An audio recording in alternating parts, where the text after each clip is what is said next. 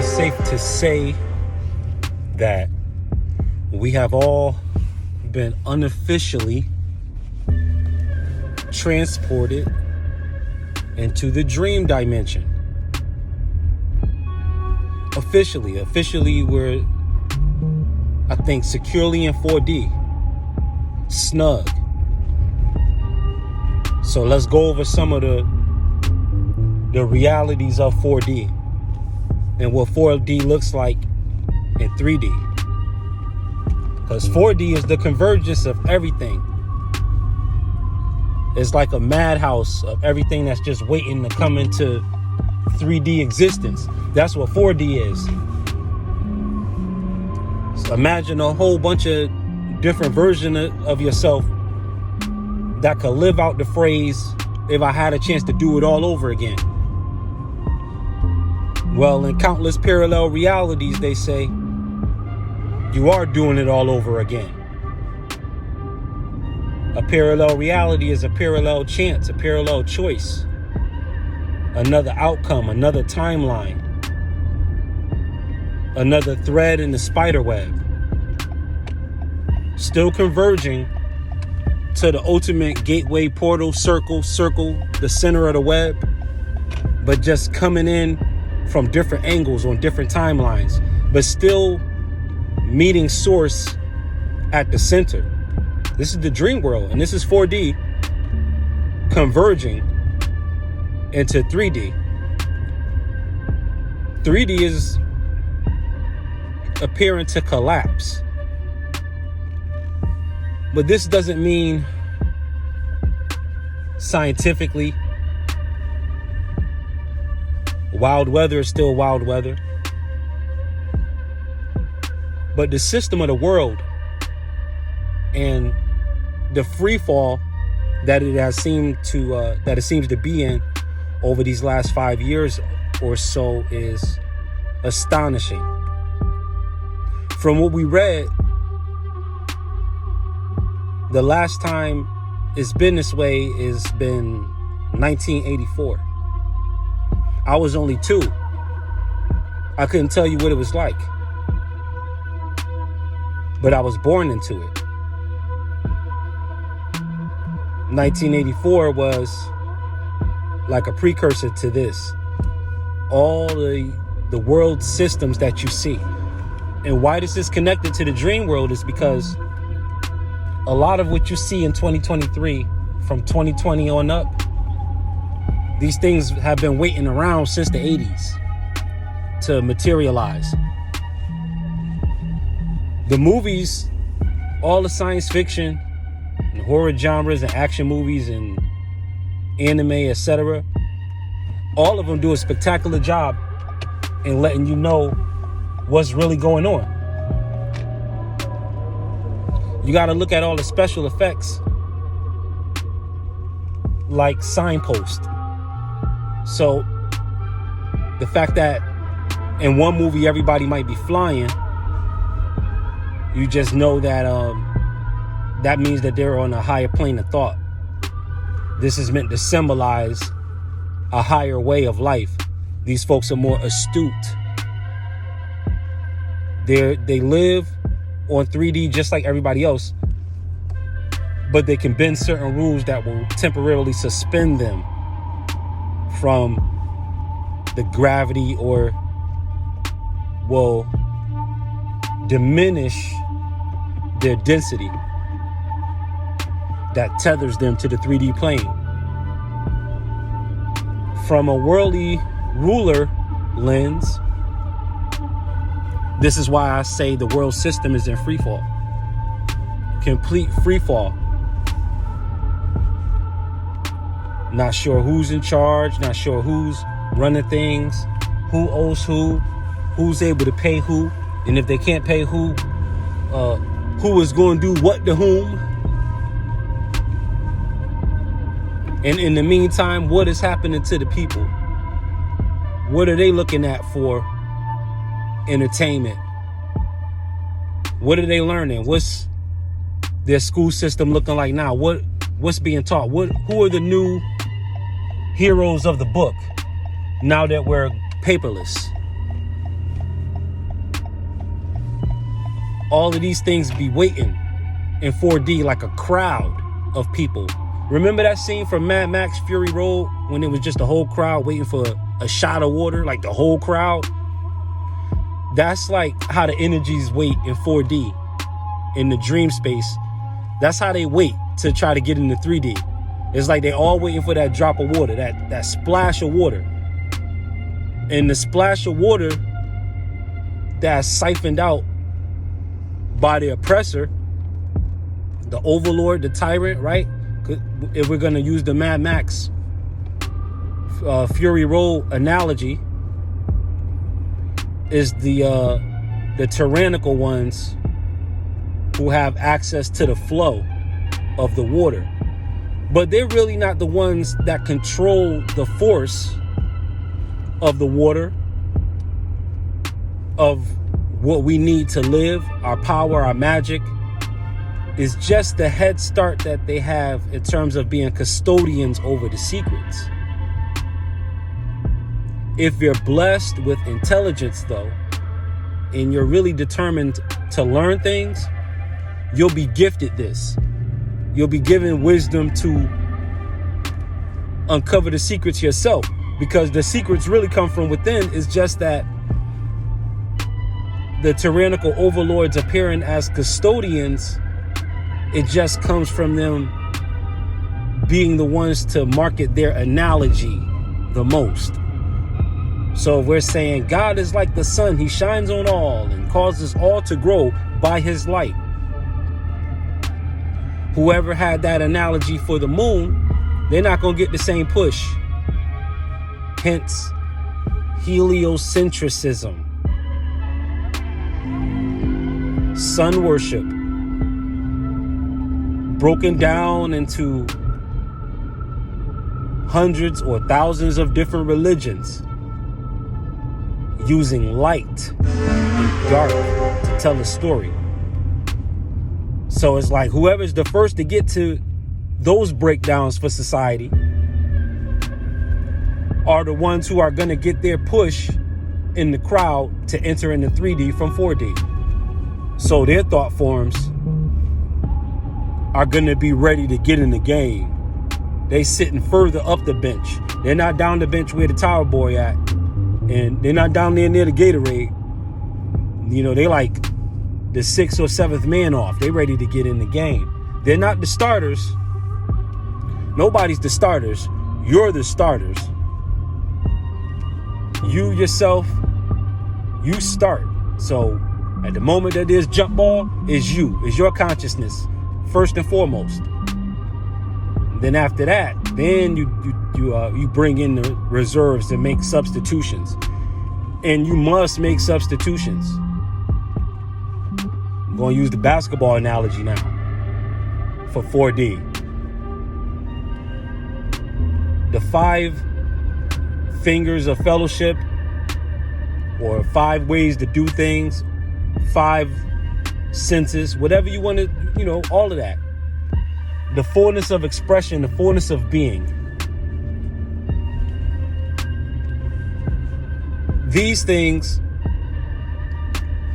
they can get hijacked.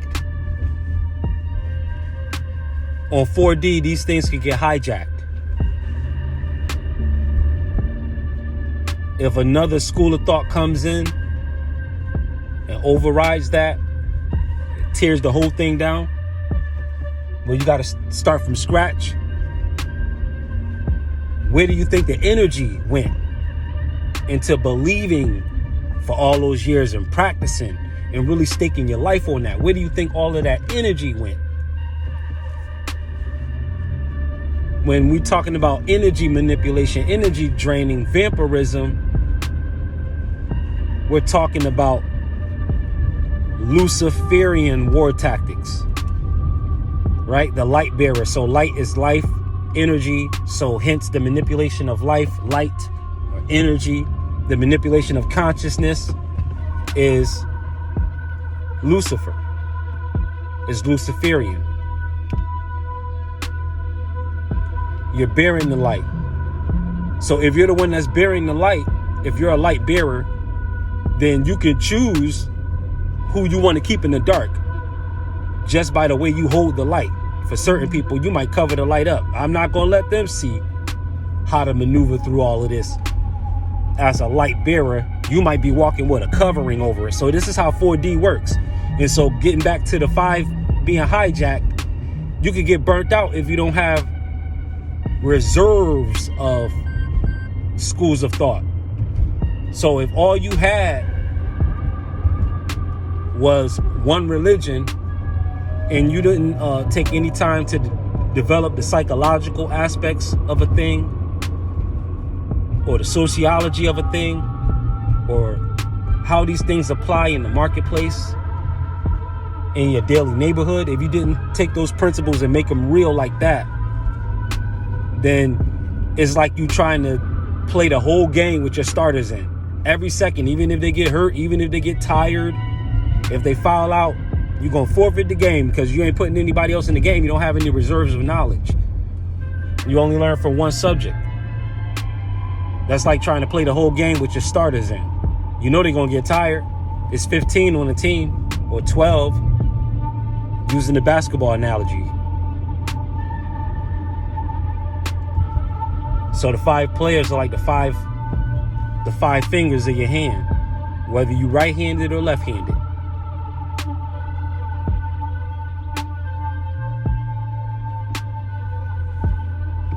"4D. We've been unofficially transported to 4D, to the 4th dimension. Tupac and Tupac and Method Man tried to tell us they came to bring the pain, hardcore, to the brain, mental warfare. Let's go inside where? My astral plane. The mental sphere / dream sphere. And there's so much to be said about just the point where consciousness is lost. Like right when you drift off to sleep, that in between, right there, right in that fuzz where a nanosecond you under. Right there, that's where the magic really happens.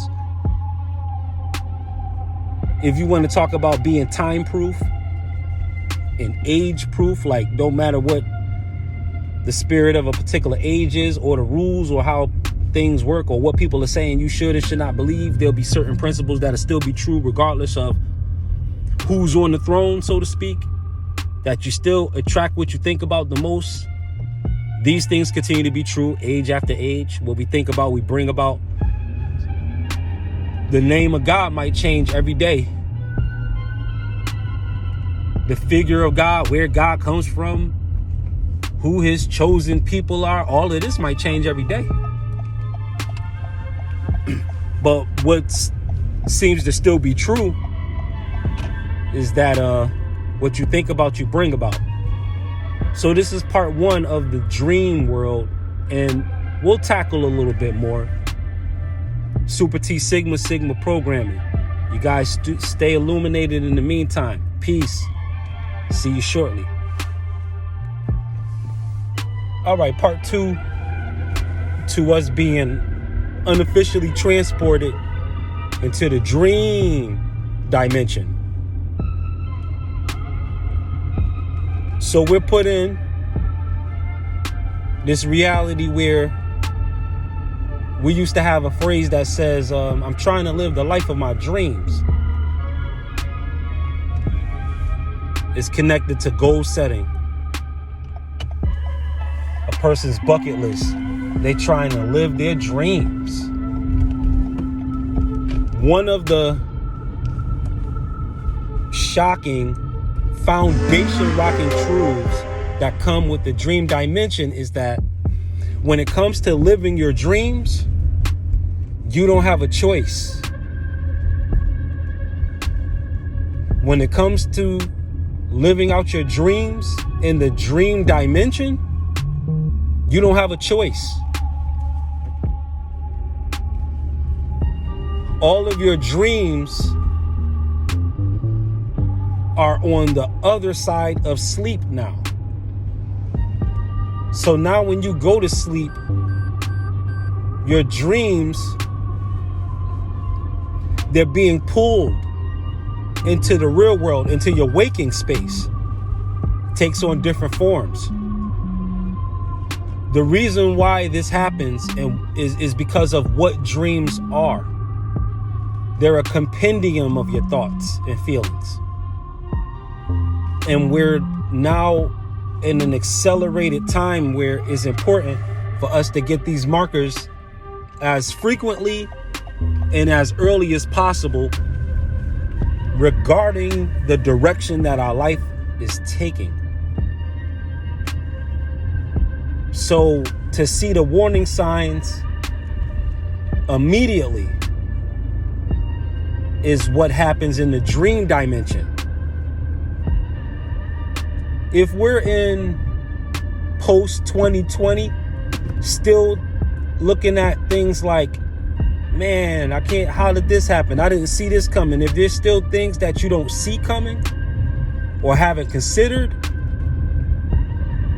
then you're falling behind in terms of the mental equipment that comes with the dream dimension.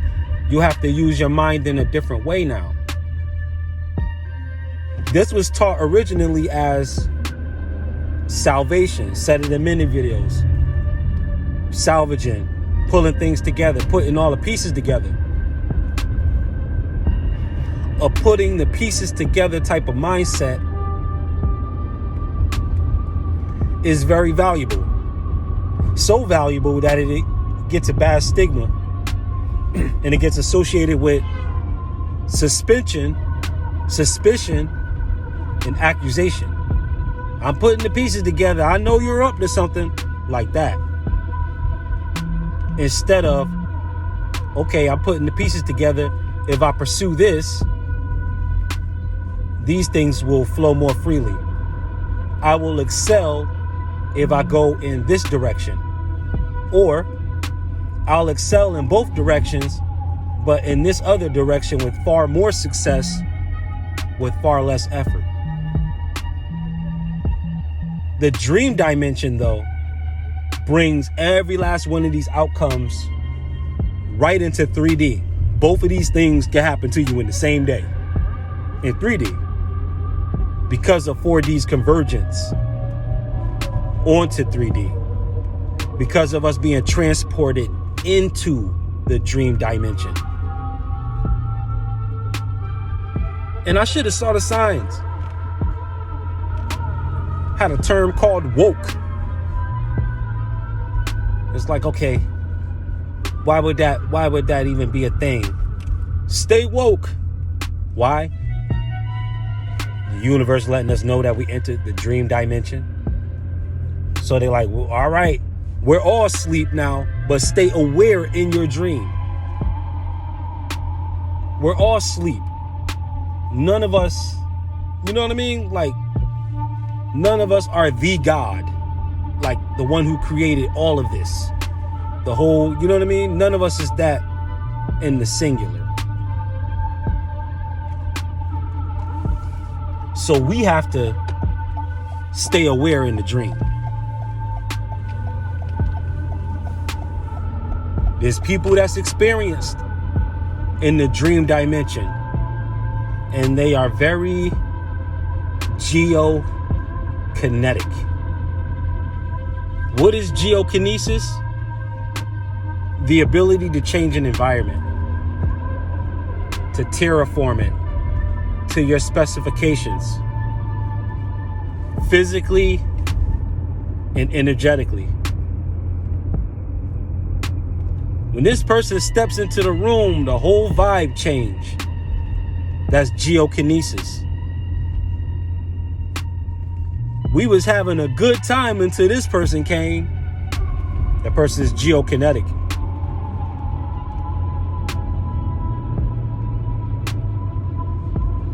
On the back screens of DC comic book lore, you have a character called the Upside Down Man who is capable of geokinesis. So there's already a connotation with Your world being turned upside down. And if you're willing to deal with your world being turned upside down, because a lot of people can't deal with it. If you're willing to deal with your world being turned upside down, you can acquire geokinesis. Why? Because now you're learning how to become, harbor, foster an internal environment within you. The stronger you get with that, more solid with that, the more geokinetic you become. Geokinesis. That's a skill to learn in the dream dimension. Geokinesis.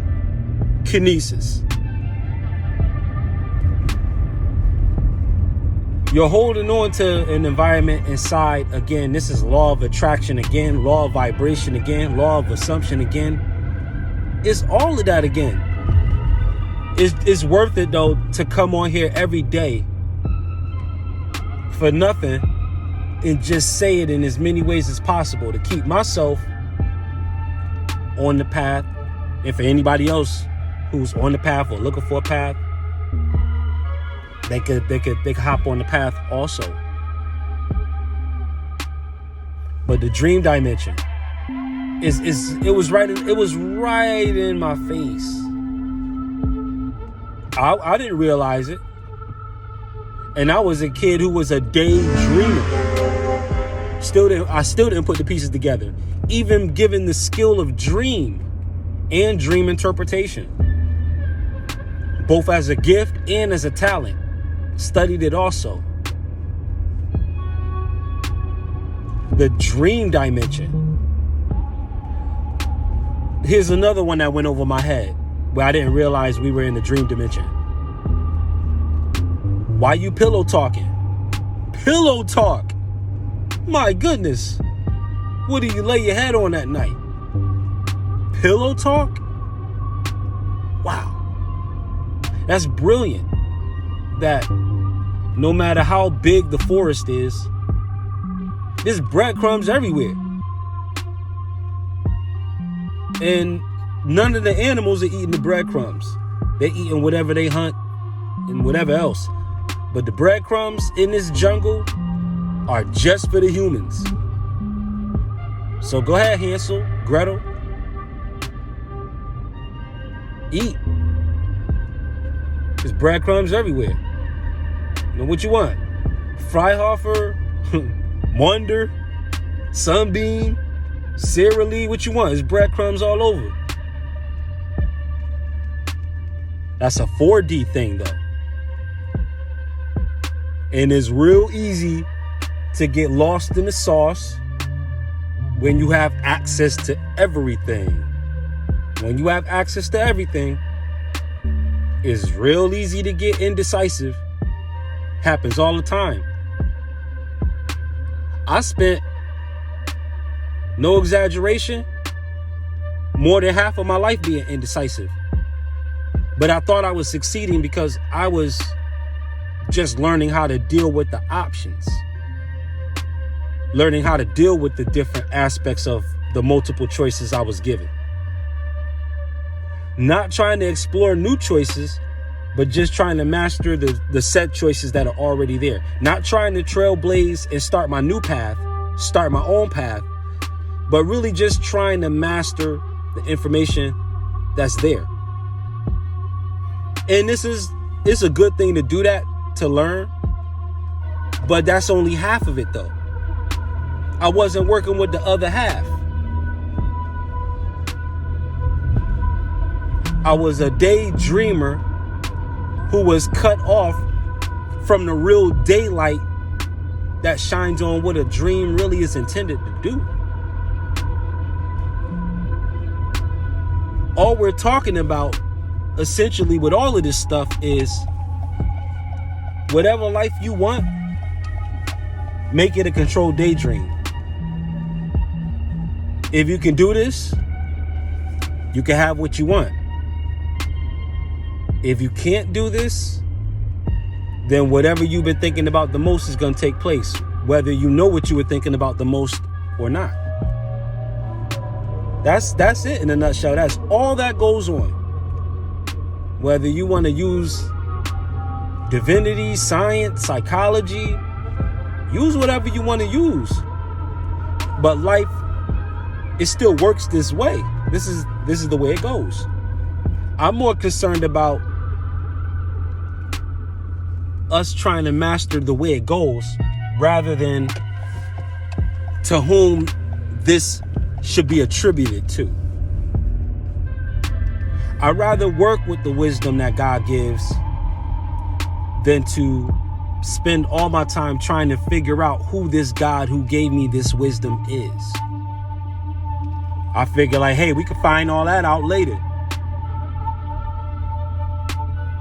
But right now, we've been given information to work with. So let's work with that. That's divinity enough that we've been given something. That's divinity enough that we could think on our own. That's divinity enough that we can formulate thought and really expound on it. And the next day, that thought has tentacles. And then the day after that, more branches. That's divine enough. But again, you don't want to be a sorter and just a sorter and go home with nothing. It's like going in the grocery store. You got all the money to shop. The fridge and the cabinets and the pantry are all bare, empty. You can see the light in the back. You know, the thermostat. You can see, you know what I mean? All of that. But you're spending the whole time in the grocery store choosing, like making comparisons on prices.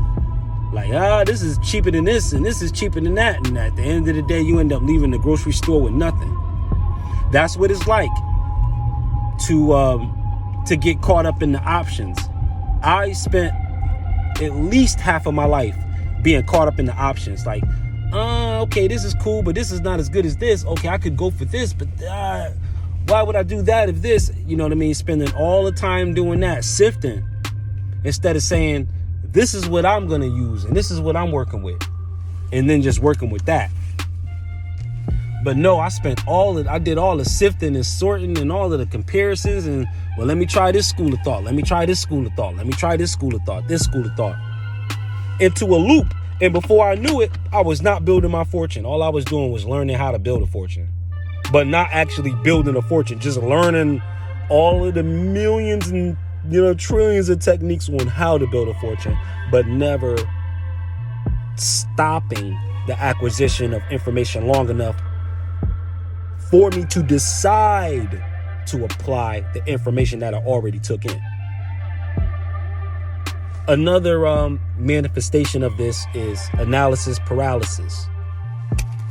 And that's something to really be cognizant of in the dream dimension.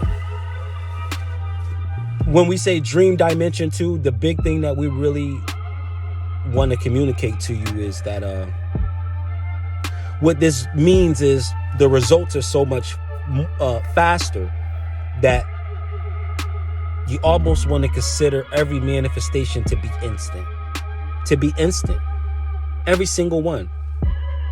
If it's a negative one, what do they say? They say, let those thoughts wash through you unjudged and then go right back to clinging on to the thought that you most want. And you know why they say that? Because attention goes where energy flows. And where your attention goes, that's where your intention grows. So you'll get an intention from where you place your attention. And because 4D has crashed on into 3D, these things happen instantly. You get into a negative thinking pattern. You get into a negative funk for 5 minutes, 10 minutes, 15 minutes.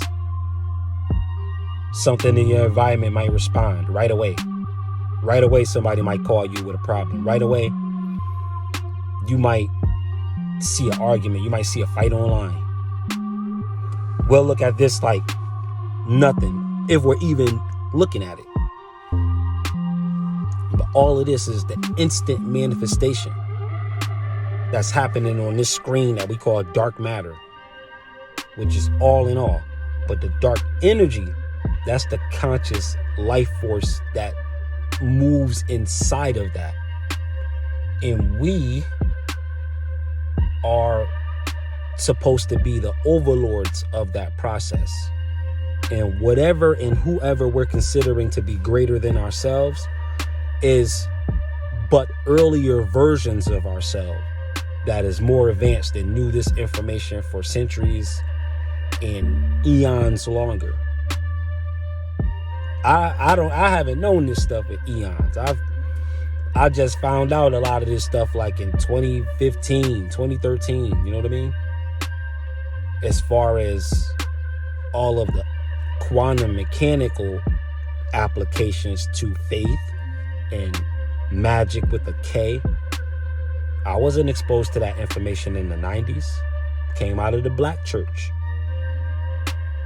Working with only one half of it. Like if I want to live, see what it is like in a lot of religious systems, no disrespect, a lot of it has an approval process. Like, you know, you're really under someone's custodial care. It's like, well, do you have a shepherd? You know what I mean? You need to get up under somebody's covering. That's how that works. You get up under an umbrella. Whereas there are those, and now we're in a time now where people are just, it's like there's no more veil. To say, well, just like Moses, God spoke with him face to face, not using the veil. Had Moses lift the veil when he spoke with God. That's a figure of speech to say that if you want to be like a person who can let my people go, if you're really a liberator, then your connection to power, because that's what God is defined as, what God is defined as, not who, but what God is defined as, is power. This is information that anybody can use, right? You don't have a veil between you and power. What is the veil? The veil can be, yeah, I'm a disciple of this person. Well, you just put a veil between you and power. Remove the veil so that the Lord can speak to you face to face, so that power can speak to you face to face. This is how the dream dimension works. All the veils are being lifted, cut away, and really burnt away, because the fourth dimension is technically hell. You know what I mean? Like it's fiery like that.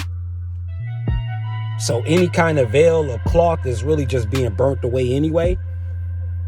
So when we say stay woke, that's like raise your mind state to the next level and begin to think energetically. This is going to add art to life, science to life, and it's going to cause things to flow. And the reason why we repeat ourselves is simply because that's how valuable the information is.